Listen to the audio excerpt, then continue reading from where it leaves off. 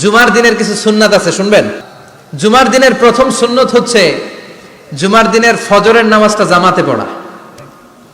বিশ্বনবী বললেন জুমার নামাজের 15টা সুন্নত মুখস্থ রাখতে হবে। 1 নাম্বার সুন্নত ফজরের সালাত জামাতে পড়তে হবে। 2 নাম্বার সুন্নাহ হচ্ছে আসওয়াক, মেসওয়াক করা। মাতফারাতুন লিল ফাম মারদাতুন লির রাব, মেসওয়াক করলে দাঁত পরিষ্কার থাকে, আল্লাহ খুশি হয়ে যায়।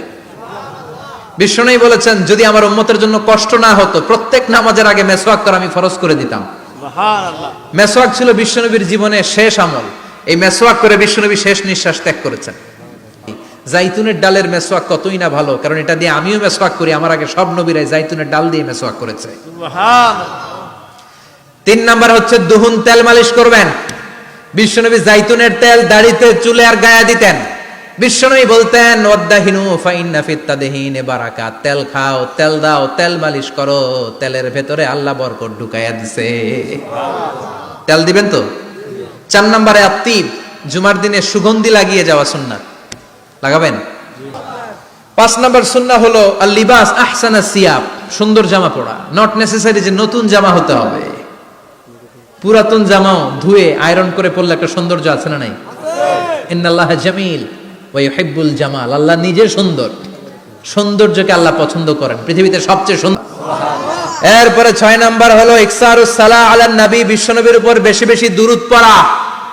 বিশ্বনবী বলতেন জুমার দিন শ্রেষ্ঠ দিন, এই দিন আমার উপর বেশি বেশি দুরূদ পড়ো। ফাইন্না সালাতাকুম মা'রুদাতুন আলাইয়া, কেননা তোমরা যে আমার উপর দুরূদ পড়ো, কিয়ামতের আমি মরে যাওয়ার পরে এই দুরূদগুলো কে পাঠিয়েছে তার নাম, তার বাবার নাম সহ ফেরেশতারা আমার কবরে দিয়ে আসে। সুবহানাল্লাহ। এরপরে বিশ্বনবী বলতেন জুমার দিনে সূরাতুল কাহাফ পড়বা, কাহাফ পড়া সুন্নাহ। সূরাতুল কাহাফ পড়তে রাজি আছেন? আগামীকাল রাজি আছেন তো? 18 নম্বর সূরা, কোরআনের একেবারে মাঝখানের সূরা। আলহামদুলিল্লাহিল্লাযী আনজালা আলা আবদিহিল কিতাবা ওয়া লাম ইয়াজআল লাহু ইওয়াজা, এই আয়াত দিয়ে শুরু হয়।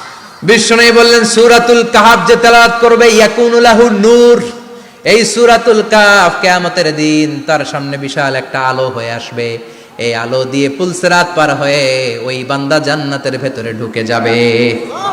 আবার বিশ্বনবী বলেন যারা সূরাতুল কাহাফের প্রথম 10 আয়াত তেলাওয়াত করবে জুমার দিন, শেষের 10 আয়াত যারা জুমার দিন তেলাওয়াত করবে, দাজ্জালের ফিতনা থেকে তাদেরকে মুক্ত রাখবে কে? আল্লাহ। সুবহানাল্লাহ পড়বেন না? সুবহানাল্লাহ। কালকে সূরাতুল কাহাফ দিয়ে সকাল শুরু করতে রাজি আছেন? সবাই রাজি? এরপর আত-তাবকির ইলাল মসজিদ, মসজিদে আগে আগে যাওয়া সুন্নাত।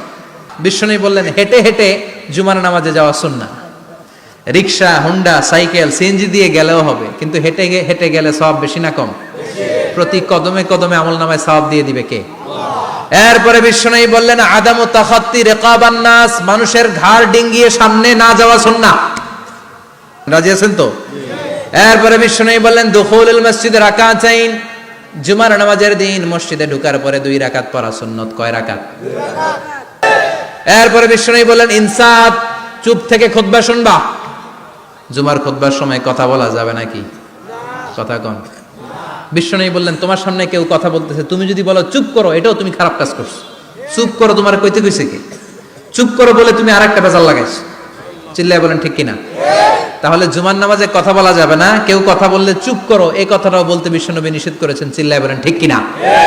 এরপরে মজার একটা কথা বিশ্বনবী বলেছেন জুমার নামাজ পড়তে যেয়ে যদি কারো ঘুম আসে জায়গা চেঞ্জ করে বসো। জুমার নামাজ পড়তে যাইয়া ঘুমান না, এরকম কে কে আছেন? আল্লাহর পুরো মসজিদের ডানে বায়ে রহমতে ঠাসা, খালি ঘুম আর ঘুম। আছে না নাই? আছে। ঘুম আসলে কি করবেন?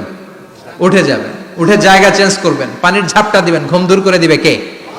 এরপরে বিশ্বনবী বললেন জুমার দিন দোয়া করলে কবুল হয়। এমন একটা সময় আছে জুমার দিনে, ওই সময়ে যদি বান্দা আল্লাহর কাছে কিছু চায় সেটা না দিয়ে খালি হাতে আল্লাহ বান্দারে ফিরায়া দেয় না। সেটা কখন? অনেক ইখতিলাফ আছে, বেশিরভাগ মুহাদ্দিসিন বলেছেন জুমার দিন আসরের নামাজের পর থেকে মাগরিবের আগ পর্যন্ত, বিশেষ করে মাগরিবের আগের আধা ঘন্টা, এই সময় আল্লাহর কাছে বান্দা যদি কিছু চায় এই দোয়া আল্লাহ ফিরিয়ে দেয় না। এই 15টা সুন্নাত কালকে আমল করা যাবে তো? ইনশাআল্লাহ। সবাই রাজি?